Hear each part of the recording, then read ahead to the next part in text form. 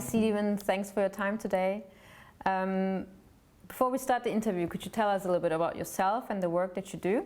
So I'm an historian and a museum curator. I've worked at the National Maritime Museum in Sydney in Australia for around 10 years. And I also work as an historian doing what's called here Frontier Wars history, the history of colonial and Indigenous Australian conflict during colonisation. I've also been interested in historical reenactments and commemoration of the past over many years now. And I also participate in historical reenactments. Part of my studies, my doctoral studies was I did a thesis which was a history of historical reenactments. As part of that, I participated in historical reenactments. So I'm also an historical reenactor. Thank you for the introduction. If you could generalize, what do you think most monuments in Australia do commemorate? It's quite easy to say what most monuments in Australia commemorate because the vast majority are about Australians in the First World War. Often known as the Anzacs, were the first military force that Australia sent to the First World War. Because of many reasons, they have been the monuments have been set up in country towns all around Australia. Every town has a monument to the Anzacs of the First World War. The second, I guess, most numerous series of monuments around Australia would be to early colonial historical figures, usually famous white men, explorers, businessmen, that sort of colonial monument. And part of that, one element of that is that Captain Cook has a particularly numerous presence amongst monuments of colonial Australian history. In recent times, like protests against monuments and street names and other public spaces can be found now in many countries around the world. And do you think that issue is the same in all countries, or are there like differences between different countries? The issues are similar but not the same, I think, in many countries, particularly when you look at America, the United States, South Africa, Britain, and Australia. You know, when you've got colonizing settler countries as opposed to colonizer countries, the issues around protests over what has been commemorated in monuments are often related to that colonial period. But for example, in Australia, the protests are more about the fact that the colonizers were often associated with massacres on the frontier wars, for example, or before the frontier wars, where you know, for example, Captain Cook took possession of Australia, of the continent of Australia, for the British. So now his monuments are being protested for that reason, which is similar, I guess, to anti-colonial protests in the United States, for example, but there's a certain difference between settler societies. Okay, and don't you think there's something odd about targeting physical objects rather than institutions or human representatives of historical injustice and inequality? I guess it is odd that people would target the non-human representations of those histories that are also part of present day political dilemmas and arguments and protest movements. But monuments such similar objects, you know, the cement and mortar and bricks of monuments become, I think, contested symbolic flashpoints for memory that is nothing to do, for memory and contesting memories that is often nothing to do with that particular monument, but they become symbolic. And so therefore they can often become, as we have seen in Australia recently, they can become flashpoints where those arguments and political contests play out. And if you think of the recent years, for example, what specific impact has the Black Lives Matter movement had on Australians' understanding and facing of the past? So the Black Lives Matter movement in the Australian context, I think, had two significant components.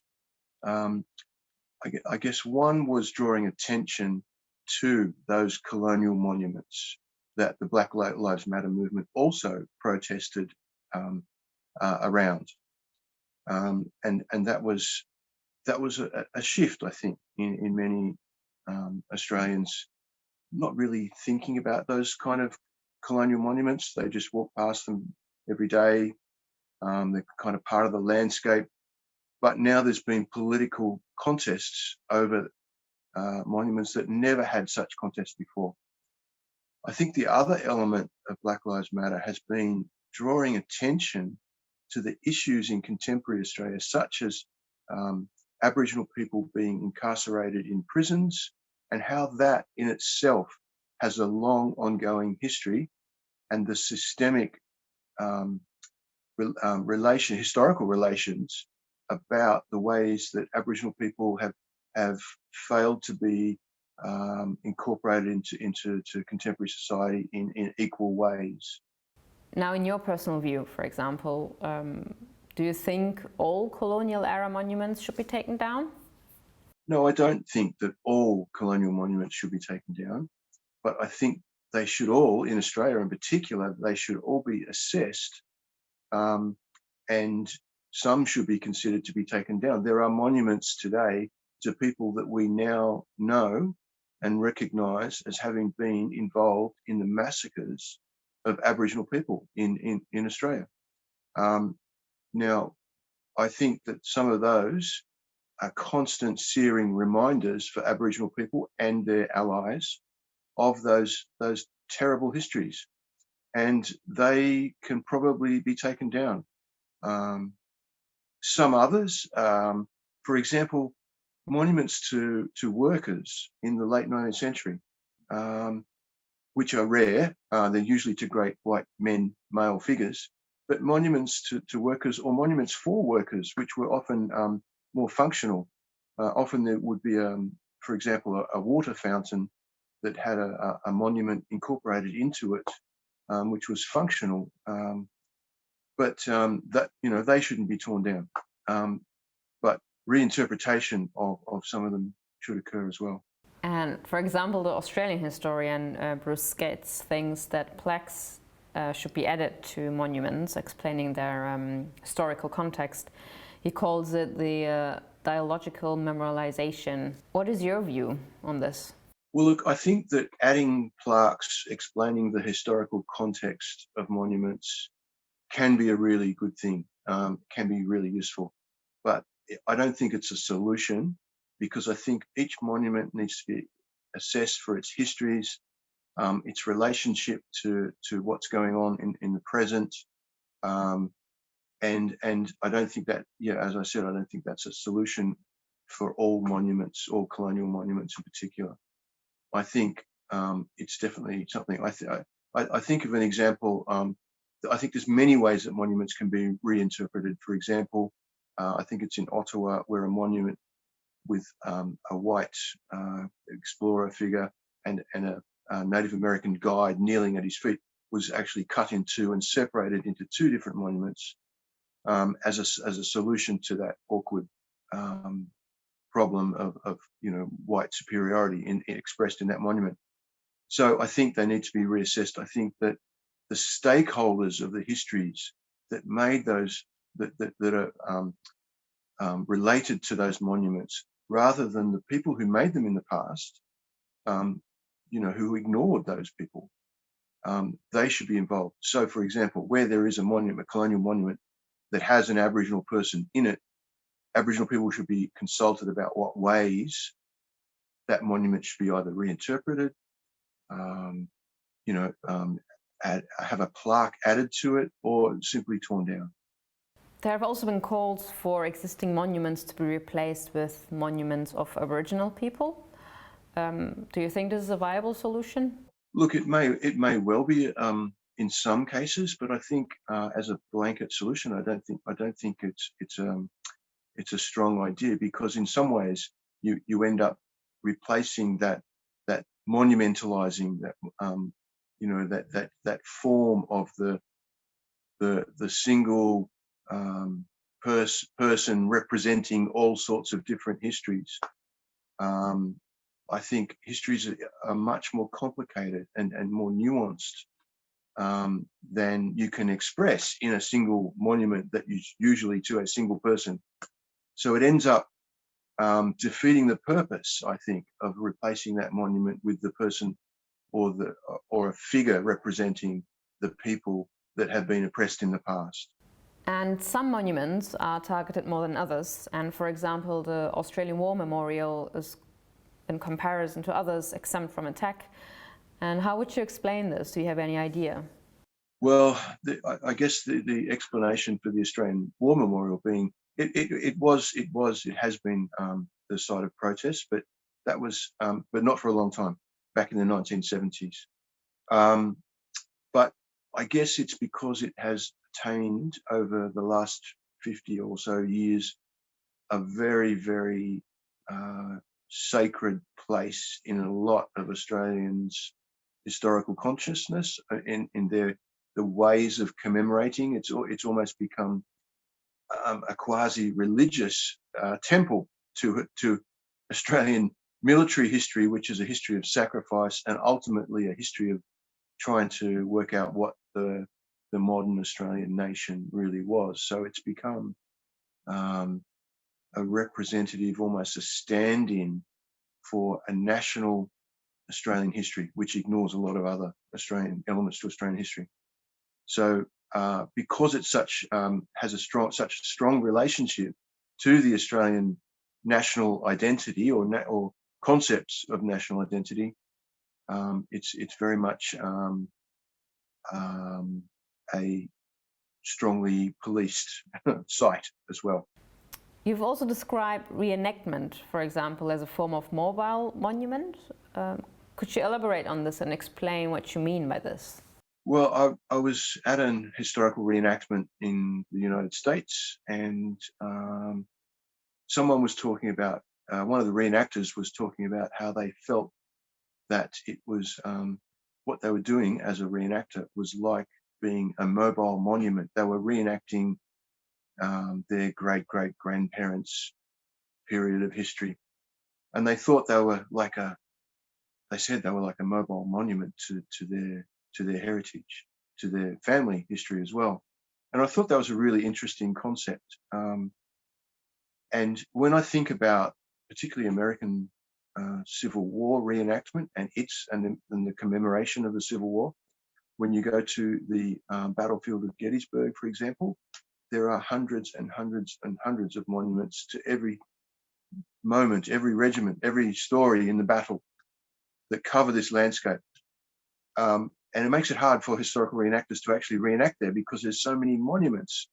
But, the idea that reenactment could be a form of commemoration that can be moved around, can be changed over time rather than set in stone, I think is much closer to a more negotiable sense of history, that you can have commemorations that are not about building an object that in 100 years' time people might want to tear down. All right, and now jumping back to your work, could you tell us about what's involved in researching your current project? Currently, I'm working on a project, a history of what's called the Bathurst War in the 1820s, a conflict between the British colonisers and the Wiradjuri nation of Aboriginal people that live in Western New South Wales. It's kind of incredible that Australian history, particularly 19th century Australian history, was really focused on white Australian colonising history and ignored the conflicts that occurred, the resistance warfare that occurred by Aboriginal people right across the country. Over 100 years of resistance at various places around the country. And that, I guess, it didn't suit the narrative of progress and modernity that was the British settlement in Australia. So a lot of those histories have been not written and are kept as oral histories by Aboriginal people. The historians now, since the 1960s and 70s, are starting to look at the archives, which have been often dismissed or not investigated, and trying to combine those with oral histories of Aboriginal people who, who have had intergenerational traumas about these events that occur that ended up often in massacres where Aboriginal people resisted, and European settlers, either officially or unofficially, set out on punitive expeditions and massacred hundreds. The latest figures for just Queensland alone are estimates of around 50,000 people, Aboriginal people, being killed systematically over a 50-odd year period of time.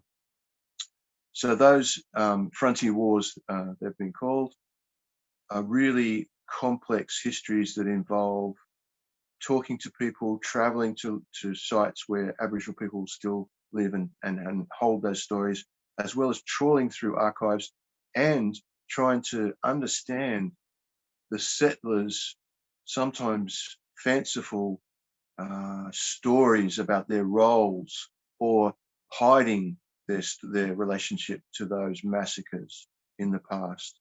So it's a really, really difficult historical project. All right, this has been great, Stephen, and thank you a lot for your time and also giving this interview and explaining us about your work and what you're currently doing. And can't wait to see more of your work. And take care. Bye.